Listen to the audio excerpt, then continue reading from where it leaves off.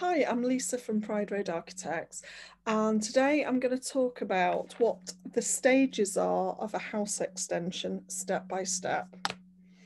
So if you're thinking of extending, first of all, it's worthwhile having a chat with us as architects to understand the process.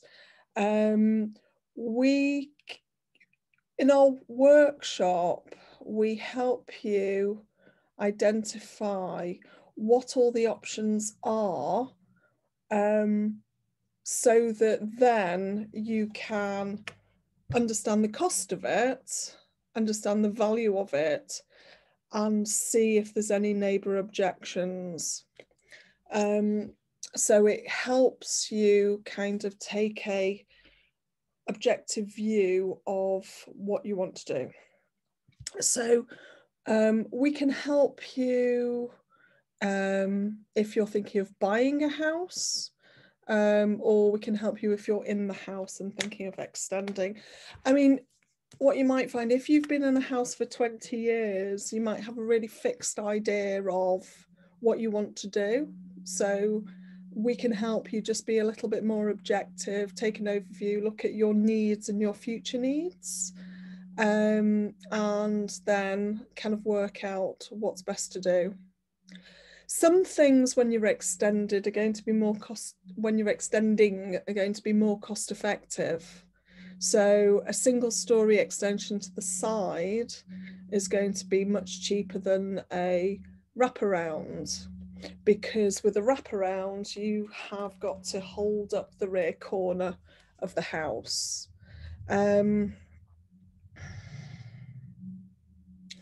So in terms of steps, I would say book an appointment with Pride Road. We do a free initial consultation, and we can have we do look at a lot of houses, and actually advise people against extending. It's not often, but we do. And we can help you work out whether you want to go out to the side, go out to the back, whether it's a single story or a 2-story or a loft conversion, or quite often we do single story rear extensions and loft conversions. Or it might be that you want to phase the process, so you might do a single story to the rear and at a later stage a 2-story to the side. What I would say is, when you're thinking of extending, you need to think of the big picture.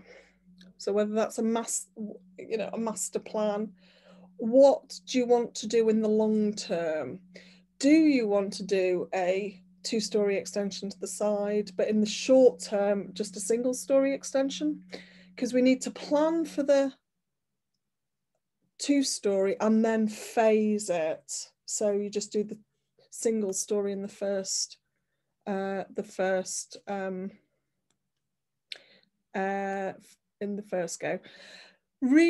So different things that might factor. If you're putting a loft conversion in, you need to put fire doors throughout the house.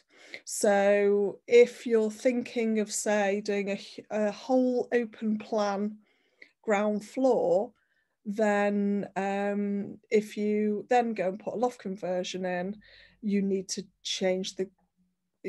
start introducing fire doors. Generally, most kind of like 1930s houses can accommodate that. But if you're looking at a terrace house or a stone cottage, then that can be pretty tricky. And you might even have to look at moving stairs. So you really do need to have a look at the big picture first. There's lots of fire regulations about doing loft conversions. Other things to think about: if you were doing a single story wraparound extension, with a view to doing a 2-story at a later date, you might end up wanting to put a beam across a vaulted ceiling with a skylight in it. So, and if you've got fitted furniture all the way to the ceiling, you know, with kitchen units, then you're going to have to take out the fitted furniture. Likewise with a loft conversion, if you need to drop the ceiling and you've just done your bathroom up, well, you're going to have to do a lot of retiling and redecoration on your bathrooms and your first floor rooms. So hopefully that's some guidance, and hopefully we can put that into steps.